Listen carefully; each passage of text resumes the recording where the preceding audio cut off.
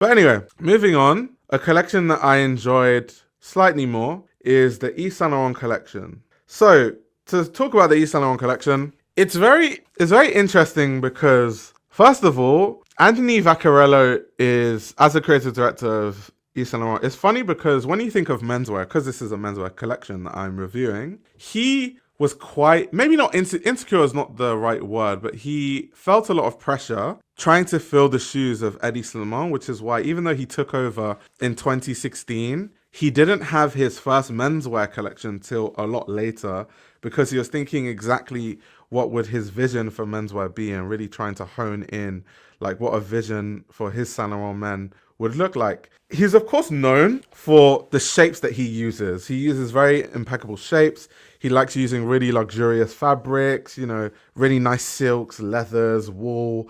That's something that he's very known for. And when you think of his background is in sculpture. That was something he studied. So it makes sense why he's always focused on fabrics and shapes and silhouettes and stuff like that specifically. And it's funny when you draw parallels between Anthony and Eddie Slimane, because Eddie Slimane is more inspired by like music and art periods and stuff like that, photographers and different photographers. And so that's why, even though some similarities can be seen in the way that they design, there are also a lot of differences when you look at the collections. In recent times, I've noticed there has been a big buzz around Anthony Vaccarello's Saint Laurent collections, mainly because he's gone to a wider, more flowy silhouette. I've heard a lot of people say that's not very Yves Saint Laurent, which is not true. I think when people think of Yves Saint Laurent, they only think of Le Smoking and like those very more slimmer silhouette suits and tuxedos. But to be very honest, Saint Laurent has done everything from wider silhouettes to slimmer silhouettes. So it's really just a certain time period, especially in the 80s. Saint Laurent was doing like a slightly wider silhouette. So that's really what Anthony Vaccarello's Saint Laurent is returning to. And I've seen a big buzz. It seemed like Saint Laurent was quiet for a while. And over the course of the past 3 to 4 runway shows, there has been a big buzz. And he's continued going on with that. Vontae Brown said, I asked on one of the last lives about YSL. The new menswear looks great, reminiscing of early 90s designers. Like I've been saying, fashion is going to the 80s and 90s glam styles. Oh, I didn't know that you were specifically talking about Saint Laurent, but if that's what you're talking about, then yes, there is like a clear return to like the 80s silhouettes, like I just mentioned, especially when it comes to the likes of Saint Laurent. But anyway, let's have a look at the runway show. Let's have a look at the runway show and walk through the collection. So, like someone said, I wasn't a huge fan of this collection, but I had an appreciation for the last couple of seasons. Okay, that's interesting. Anyway, to talk about this collection specifically, there you can see the chandeliers. That was a big statement that we'll talk about in a sense. But anyway, this collection was really looking at contrast. So contrast between menswear, tailoring, elements that are slim, elements that are wide, elements that are more rough, elements that are more refined. It's like a mixture of counterintuitive elements, which is how they put it in the show notes. And I like the way that they phrased that and worded that, to be honest. Something that they are trying to channel in this collection, and one of the big inspiration points, was Robert Mapplethorpe. Now, if you don't know who Robert Mapplethorpe is, I would be surprised. But he is very, very famous, a very famous American photographer. I obviously will never forget him because he dated Patti Smith. And as an Andermelemeester fanboy, Patti Smith by extension is someone that I'm very obsessed with. And of course, Patti Smith and Robert Mapplethorpe dated. He's very famous for these like monochromatic portraits of people and self-portraits and stuff like that. But he had a very distinctive style that is, you can see very clearly in this collection. You can also draw a lot of different elements when it comes to his work.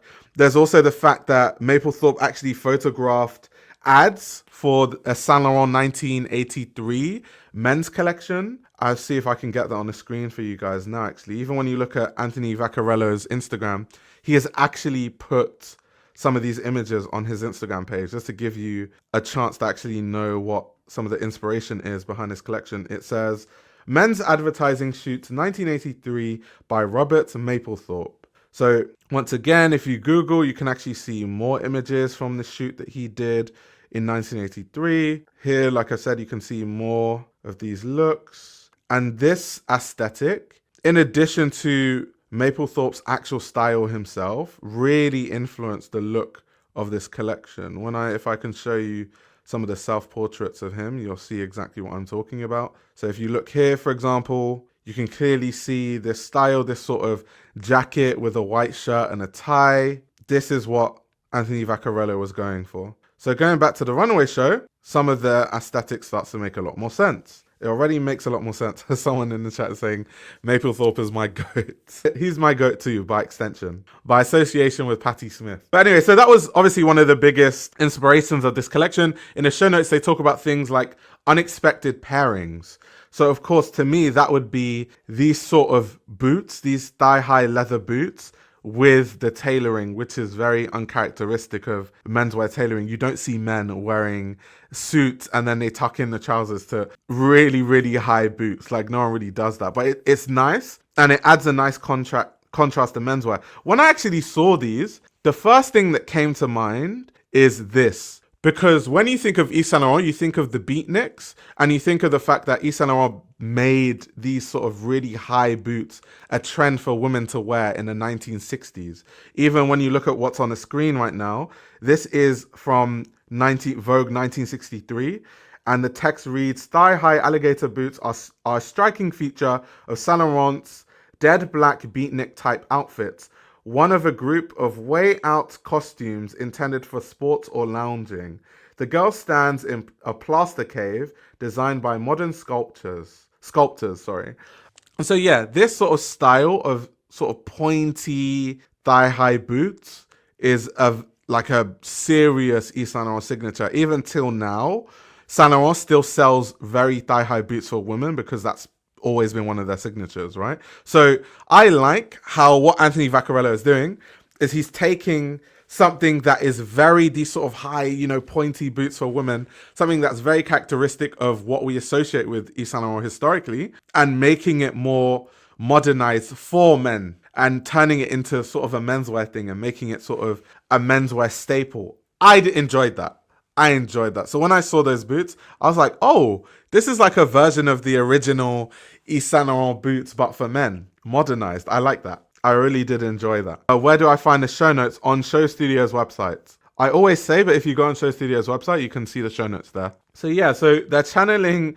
It's funny because I saw some people online talking about the fact that this aesthetic, because this collection is about contrast, kind of looks very business casual meeting up top, but then, going to a nightclub at the bottom, right? Which I'm sure Anthony Vaccarello was going for, because that then brings in the contrast. In the show notes, they talk about this idea of dark and light, or volume and tapered. So that was also some more elements of the contrast. I like how the tie is also slimmer, because when you think of Robert Mapplethorpe, his ties were a bit slimmer. And even the shirts, the collars were also slim. Will men wear thigh highs? I don't know. We just have to wait and see. I guess the Saint Laurent men right now are going to be wearing these. I don't think it's going to become like a wider trend, but I like how they've done it. Not everything in a runway show has to sell. He's presenting a vision. What might sell might just be the shirts, ties, and coats. People might not gravitate towards the boots, but I like this idea of modernizing old Yves Saint Laurent historic boots. I like that. I'm a big fan of that. And for people that don't know about the history of Yves Saint Laurent boots, just there's like an extra tidbit of information. So there's a footwear brand called Vivier by Roger Vivier, and he was actually famous for designing those kind of boots that I showed earlier. These kind of boots that are thigh high, they fit close to the leg. And he collaborated with Yves Saint Laurent for his 1963 autumn-winter collection. And that was how the Yves Saint Laurent boots became like a big trend for women, through him designing those boots. So if you guys wanted that tiny bit of history, there you go. Here we've got some more of that contrast. A red turtleneck, but then with a tight-fitting turtleneck, but with a wide silhouette coat. I also like some of the colors that they used. His styling is showing how far he's come from when he started. The more I look at his collections, including Spring Summer Women and this, I would love to see him bring back couture. Oh yeah, for sure. As a man, I'm just thinking, how do you get those boots on without enlisting the help of 3 people? Yeah, I said Roger Vivier. He was a shoemaker, like a very skilled shoemaker. Zoom call on top, BDSM club on the bottom. That's true versatility. Also, it's kind of interesting looking. The reason why I wanted to pair this collection with the Jacquemus collection is to do with the set. It's very interesting that a lot of brands this season were going to these sort of wooden couture-like floors, because even this collection, right, the set, whether you're looking at the chandeliers with the candles or the flooring, is actually a nod to the Intercontinental's hotel ballroom. And this is where Yves Saint Laurent used to present haute couture collections between 1975 and 2001. So you have the likes of Jacquemus looking back, and then you have the likes of Anthony Vaccarello looking back, even in terms of set. Everyone is going back to a return of couture and haute couture, even to the way the techniques they're using, how the runways actually look. It's very interesting. Even when you think of Kim Jones at Dior with his last menswear show, it was also a return to couture techniques, and he was really referencing old Christian Dior couture techniques like the H-line look, right? So I've wondered what is in the air that a lot of these designers are looking back at the same references or having roughly the same things that they are looking at. I also agree with this, by the way. Obviously, you guys can't hear the soundtrack because it's muted, but the soundtrack was great. I loved the soundtrack in this show. Really nice soundtrack. Vonte says, you got it spot on. The 80s and 90s glam influence, like other smart high fashion brands doing this, not late 2000s work party fashion. This is 80s and 90s work and party fashion. Oh yeah, for sure. Thigh-high boots won't catch on because some brands make them ridiculously too high in price for men and women. You will see here and there smart high fashion brands will lower the prices though. Let's see, the one shoe brand I feel isn't doing well is Manolo Blahnik. It hasn't received as much love or interest as it used to. I think Anthony would be great designing shoes for the brand. Maybe they just need to do more collaborations. I know Anthony is not the biggest collaborator. Something I do actually appreciate about Anthony Vaccarello's work at Saint Laurent is that a lot of brands, whether that's Dior, Louis Vuitton, they kind of seem... Sometimes it seems a bit desperate. Like they do too many things that are cash grabby. These sort of cash grabby collaborations with random things and, you know, just random entities. Whereas Saint Laurent has always been more about being classic and having a classic look, and day to night being more wearable but more chic. And so Anthony is not the type to really have loads of different random ass collaborations that are cash grabby. But I think in the case of Manolo, it would work. Because those are two like storied houses coming together to make footwear. It would make sense. But I think Manolo just marketing strategy, you know, there are a lot of brands that are iconic that aren't really that well known. I mean, even now we just mentioned Roger Vivier, right? Vivier is still a brand that you can buy now, but people don't really talk about Vivier anymore unless you're really in the know. I know some women that talk about Vivier and they buy the stuff because Vivier is still seen as a brand that makes quality footwear for women, and very few brands actually make good quality footwear for women. So that's why it's a brand that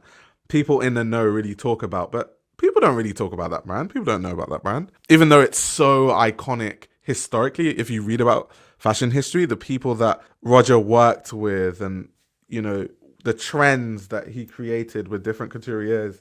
But I guess that's just how it goes. These teams, they really need to hone in their marketing strategy and really think about how they are going to market these things. I really love this set, by the way. It's so, so good. Fashion has been making a comeback in recent times. Everything is cyclical. Oh yeah, everything in fashion tends to be cyclical. But when a cycle comes back, sometimes there's always a reason or there's a hook as to why a lot of designers are kind of doing the same thing. Maybe we're in this sort of post-luxury, not really post-luxury, but I'm just being funny. But we're seeing a lot of these luxury goods houses and conglomerates not do well financially.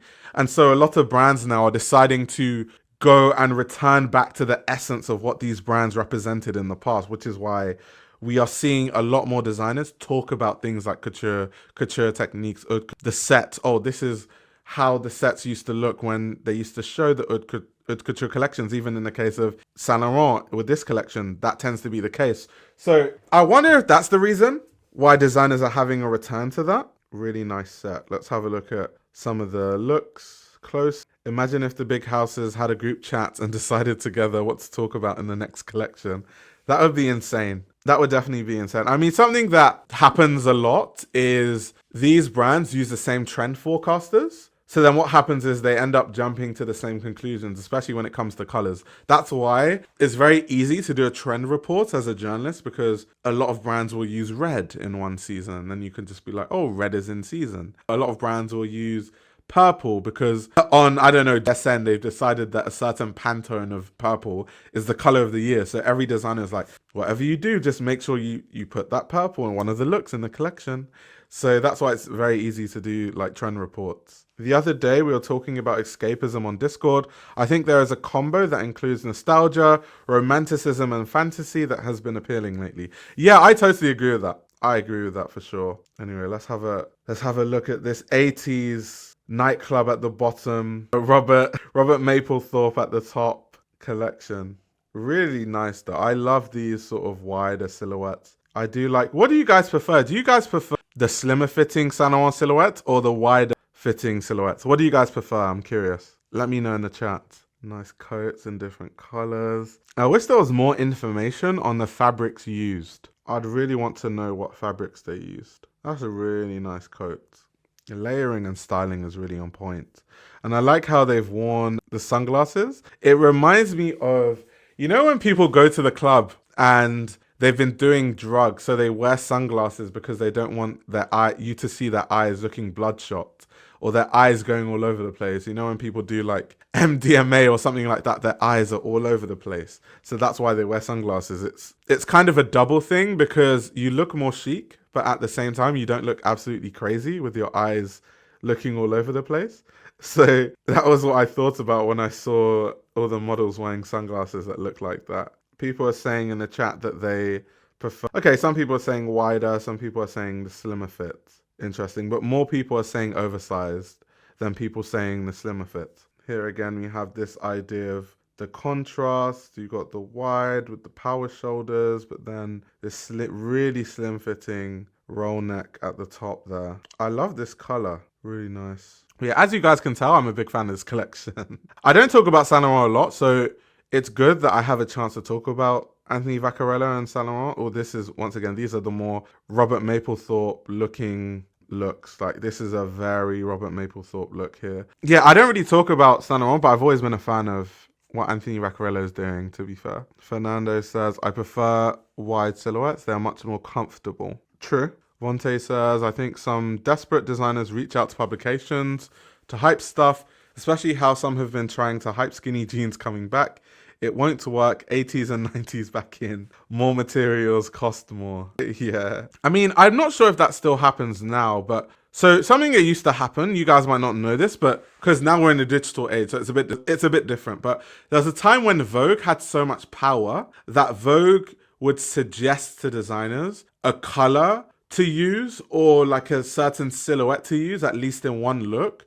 That way, Vogue could make trend predictions that would be on point because they've kind of gamed the system in a way where they've kind of suggested to designers, make sure you design a collection, sorry, not a collection, but a look in your collection that looks like this. And then you would have a journalist that would write an article, trends that are coming, and then it would be all those things that they basically told designers to do, or like colors that they've told designers to have in their collections. So then what would happen is, of course, that would happen, and then Vogue would look like this massive authority on fashion, like, oh my God, Vogue always gets it right. But Vogue doesn't really have that much control or power over fashion anymore because a lot of brands have their own social media, they do their own marketing, they're not really beholden to the magazines the way they once were. So magazines don't really have power to really do stuff like that anymore. Yeah, insider trading is the perfect way to describe it. It is kind of fashion insider trading in a sense. Let's see, really nice classic look. Let me just... A lot of people are really playing with sort of like, okay, these are feathers, but like feathers, or we saw that in Prada, we saw that in the Jacquemus collection, we've seen that in YSL. Once again, it's a lot of techniques carrying over across many different brands this season. Okay, you've got some black feathers too. That's nice. I like how it's also longer. There are more feathers on one side than the other. Okay, now here you have it completely on the coat. I don't know why it's blacking out there. More materials cost more. Some desperate designers have been likely reaching to some publications to hype skinny jeans again to save money and lack of creativity, while smart brands know 80s and the 90s are in. I mean, that's up to them to figure out, to be honest. And every brand doesn't need to follow the trend per se. Some brands have a strong enough brand identity to where they don't need to do that. But yes, there is a shift slowly, with some brands definitely referencing the 80s and the 90s for sure. I can see that. I can definitely see that. Let me go on the YSL Instagram, see what other pictures they have for us. Different looks too, backstage. I just love the silhouette as Yves Saint Laurent tailoring. It's so nice. The shoulders, the really big lapels, the pointy. I like, Yves Saint Laurent is known for the lapels being pointy. Even if you look at old Yves Saint Laurent women's wear pieces, like I'm talking early Yves Saint Laurent, right? Even when garments would have like a short collar, like a coat with a short collar, the collar would be really pointy. Like the ends of the collar would be pointy. That's a big signature of Yves Saint Laurent. I love that shape. Like I'm a big fan of that shape. Even here, that's why you can see, like, look at the collar. Let me show you guys. See how it goes to a point here on the lapel of the jacket? See how pointy it is? I want to see if I've got some more pictures quickly. Oh, that's a cool picture with all the boots. That's cool. YSL has cold shirts and blazers. Facts. Let me just go on Anthony Vaccarello's Instagram quickly, because of course he had the Robert Mapplethorpe inspirations clearly shown, but he also had a few other bits and bobs here and there. Yeah, like I was showing you guys already, this is the shoot that Robert Mapplethorpe did for Yves Saint Laurent in 1983, which was really cool and served as a big inspiration for the collection. Here he's put some of the details from the shoot. But yeah, big fan. I really enjoyed this collection. Like I really enjoyed it. Every aspect of it, from the soundtrack to the set and what that was referencing, to the actual references in the clothing, to him modernizing the Yves Saint Laurent boots for men. Like I've shown you once again, I'll show you again. This is the inspiration, because I saw lots of people, and I know this is my issue with like the internet. I feel like, not to say people aren't educated on fashion, but so many people just don't like do any research. Like people like, why would Anthony Vaccarello use thigh-high boots? And I'm like, thigh-high boots are some of the most iconic things in, if you look at the history of Yves Saint Laurent, like how could you not understand why he would try to modernize thigh-high boots for men? Like that's such an obvious thing to notice. So yeah, some of the discourse online I found really annoying. Like, what is all this thigh-high boots for men about and all that sort of stuff? It's like look at the history of the brand. It's very easy to understand. Like here, you can see some more editorials of the boots, these really pointy boots. Once again, got some different pictures, different angles. What do they say? The algorithm promotes controversy and outrage rather than plain facts. Yeah, but they're so nice. I love how like pointy they are. They're very like space age looking. But yeah, anyway, what are you guys' thoughts on the collection? I want to know what your general thoughts are. Yeah, Uni says Vaccarello knows these details sing. Facts. Leo says, some people are just very comfortable with being an expert as far as their algorithm will take them. Deep diving or researchers out of their conception. Damn, that's crazy. Pretty sleek, but nothing they haven't done before, I feel. Yeah, I mean, it's referencing a certain silhouette from YSL's history, so I can understand that standpoint. Ezra says, love the aesthetic of Mapplethorpe's photography, but learning more about his life really put me off him. Major get out. I mean, he did have like, I feel like you can draw, I think Anthony Vaccarello actually talked about this in his Vogue interview, where Yves Saint is obviously a genius in terms of fashion design, but he was fighting demons. The same thing with Robert Mapplethorpe. Like Robert Mapplethorpe was a genius. His photography was amazing, but he was also fighting demons. So you can draw parallels between, you know, them being geniuses in their craft, but also fighting demons. And maybe an argument could be made that them fighting with those demons channeled a certain dark energy, but also creativity into the work that they created, right? But yeah, I definitely see where you're coming from. And Metro Man says, lovely, but Vaccarello has been rehashing this look for the last 3 seasons across men and women now. Yeah, that's what I was alluding to earlier, where I said the past 3 to 4 collections, I've seen a lot of people talking about it. I think in general, people prefer him to do these wider silhouettes, which is why now that he's been doing it, a lot of people have really been praising the collections, and there has been a buzz around the brand. Beautiful collection, including the women's wear. But I wonder what he'll do next, considering he's closing Paris Fashion Week. Yeah, that should be cool. So anyway, yeah, that's the story around the Yves Saint Laurent Fall Winter 25 menswear collection.